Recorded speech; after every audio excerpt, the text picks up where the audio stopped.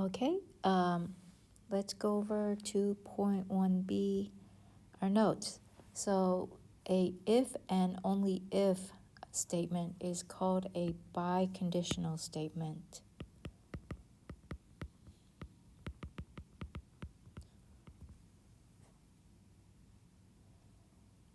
And then I'll have you go through your notes to get number 2.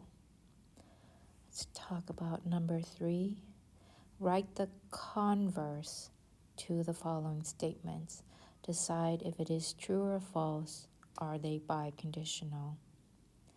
So here, if today is Tuesday, then tomorrow is Wednesday. So the converse is we switch the back to the front and the front to the back. So then we want to say, if tomorrow is Wednesday, then today is Tuesday. And we will then ask, is this true? Is the converse true? Is the statement, if tomorrow is Wednesday, then today is Tuesday? Well, that's obviously true. Is it biconditional? So biconditional means the first statement is true and the second statement is true. So if today's Tuesday, then tomorrow is Wednesday. That is true. If tomorrow is Wednesday, then today is Tuesday. So that is also true. So it is biconditional. We can say for sure that they are both true. So try to do that for number 4. Okay. Number 5, congruent. Rewrite the statement as a single biconditional statement.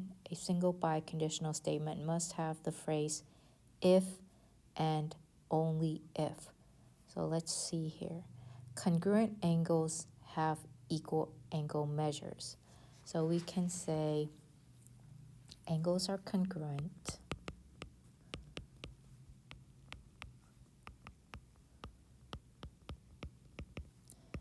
if and only if they have equal angle measure.